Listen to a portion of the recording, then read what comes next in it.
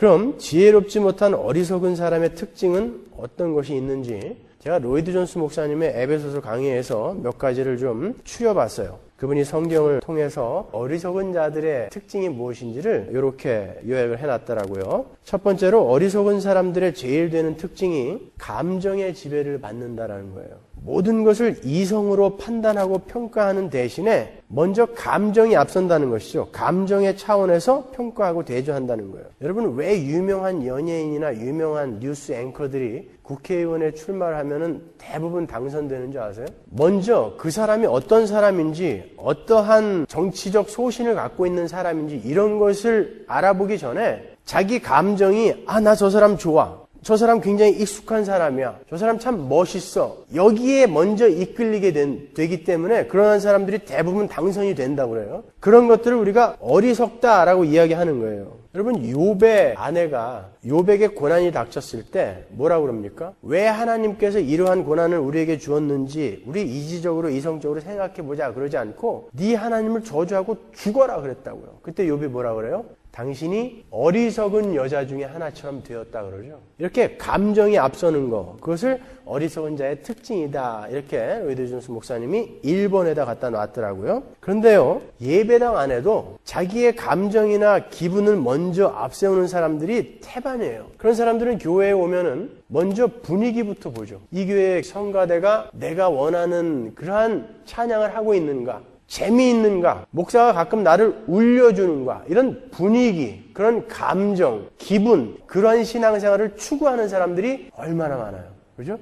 여러분들은 혹시 그렇지 않습니까? 어떠한 하나님의 말씀이 선포되어지는가, 어떠한 진리가 선포되어지는가 보다는 가서 내가 좋고 당장 나의 욕구가 채워져야 하고, 젊은이들 같은 경우에는 물이 좋아야 되고, 그죠? 그건 어리석은 거라는 거예요, 여러분.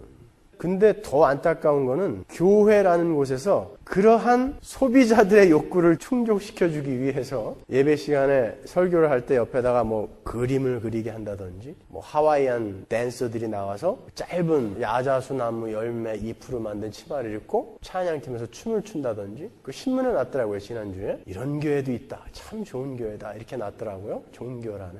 뭐 그런 것들. 그리고 뭐 예배 시간에 연극을 해준다든지 이렇게 비유를 맞추기 시작했다고요. 교회 안에서. 그렇죠? 그거는 어리석은 자의 행동이에요. 여러분, 요즘 신학교에서 가르치는 교회 성장학이라는 그 학문에 가장 인기 있는 표가 뭔지 아세요? 설교는 짧게, 찬양은 길게예요. 왜요? 기분을 맞춰주기 위해서 하는 거예요. 어리석은 자들의 행동이죠.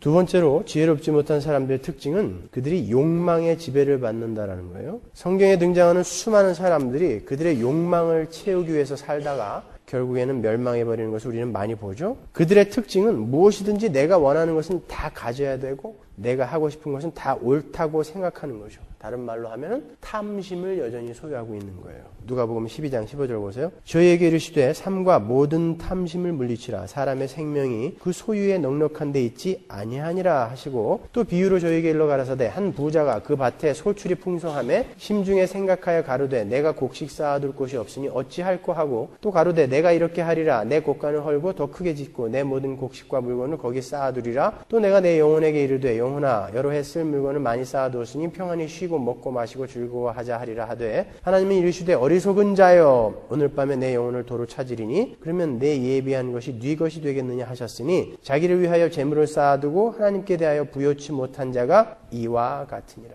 영원한 생명과 죽음 뒤의 나라를 준비하는 것이 아니라, 하나님을 위해 사는 것이 아니라 탐심을 바탕으로 이 땅에서의 부귀 영화만을 꿈꾸는 사람들, 그런 사람들을 성경은 이렇게 어리석다라고 이야기한다고요. 20절에 어리석은 자여 그러죠. 그리고 어리석은 자들의 세 번째 특징은 자기를 자랑한다라는 거예요. 어떤 그리스 철학자가 인간은 자기 자랑을 위해 존재하는 자들이다 라고 이야기했다고 그러죠. 맞아요. 100번 옳은 말입니다. 사람들의 삶의 목적을 잘 들어보면요, 궁극적으로 그 뒤를 타고 들어가 보면 전부 자기 자랑을 위해서 살고 있어요.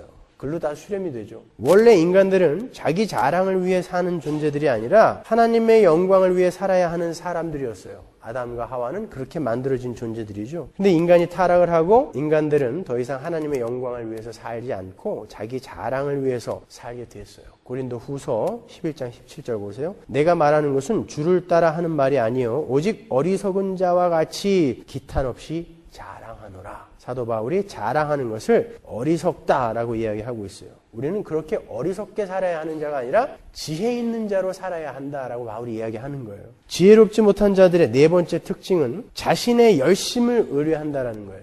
여러분 오해하시면 안 돼요. 열심 그 자체가 나쁜 게 아니에요. 열심히 해야 돼요. 우리는 열심히 이웃을 섬겨야 하고 열심히 신앙생활 해야 하고 열심히 성경 공부해야 하고 열심을 부려야 돼요. 그러나 우리가 열심을 부리는 것은 하나님이 우리에게 선물해 주신 것이 너무 황송하고 감사해서 열심을 부리는 거예요. 그런데 어리석은 자들은 자신들의 그 열심을 의뢰해요. 왜요? 내 자랑을 위해서. 그렇게 열심을 부리는 것으로 자신의 자랑을 삼아요. 어떤 사람들은 기도를 참 열심히 하죠. 그런데 그 기도를 열심히 한 것으로 다른 사람들을 죽이죠. 너 왜 새벽 기도 안 나와? 나는 매일 나와. 어떤 사람들은 교회 일을 아주 열심히 하면서 다른 사람들을 무참히 짓밟아버려요. 나는 이렇게 보이지 않는 곳에서 열심히 수고하고 있는데 니들은 뭐야? 이런 열심은 전혀 하나님 앞에 카운트가 되지 않는 열심이에요. 감사를 근거로 하지 않는 열심은 항상 무서운 결과를 초래했어요. 로마서 10장 2절 보세요. 내가 증거하노니 저희가 하나님께 열심히 있으나 지식을 좇은 것이 아니라 하나님의 의를 모르고 자기 의를 세우려고 힘써 하나님의 의를 복종치 아니하였느니라. 사도행전 22장 3절 보시면 나는 유대인으로 길리기아 다소에서 났고 이성에서 자라 가말리알의 문화에서 우리 조상들의 율법에 엄한 교훈을 받았고 오늘 너희 모든 사람처럼 하나님께 대하여 열심하는 자라. 그런데 그 열심이 어떻게 됐다고요? 내가 이 돌을 핍박하여 사람을 죽이기까지 하고 남녀를 결박하여 옥에 넘겼노니. 사도 바울의 열심이 낳은 결과가 살인과 박해예요. 이렇게 하나님의 선물을 잘 이해하고 거기서 나오는 기쁨과 희열에 근거하지 않은 열심들은 전부 전갈의 독처럼 그 열심을 부리는 사람을 잡아먹어요. 여러분 혹시 카스트라토라는 것을 아세요? 카스트라토? 파페라라고도 이야기하죠. 카스트라토라는 것은 남자가 여자 목소리로 노래를 하는 거예요. 남자 성악가가. 이 카스트라토가 요즘 세계적으로 유행이 되고 있는데 우리나라에도 정세훈이라는 그 가수가 카스트라토죠. 파페라를 하고 있죠. 근데 이 카스트라토라는 단어의 원래의 뜻은 중세 교황청의 남자 어린이 성가대 아이들을 거세시켰던 것에서 나온 거예요. 중세 시대 때에는 그 교황청에 서서 찬양을 하는 남자 어린이 성가대의 목소리만큼 아름다운 게 없다라고 다들 생각했어요. 그래갖고 이 아이들이 변성기가 될 때쯤 되면 거세를 시키는 거예요. 내시처럼. 그러면 목소리 변성기가 아주 늦게 오거나 안 온대요. 그러니까 우리 사극에 보면 내시들이 상감마마 뭐 이런 거 있죠? 그게 전부 거세가 돼서 목소리가 그런 거예요. 괜히 그렇게 내는 게 아니라. 근데 그걸 누가 했다고요? 350년 동안 교황이 직접 지시를 한 거예요. 하나님께 아름다운 찬양을 드리자고. 여러분 하나님이 정말 어린 아이들을 거세하면서까지 아름다운 노래를 듣고 싶으시겠어요?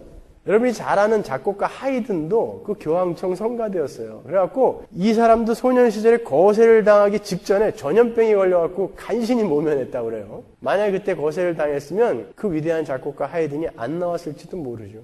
아주 여성적인 노래만 작곡했을지도 모르고. 인간의 열심히 낳은 게 도대체 뭐냐 말이에요.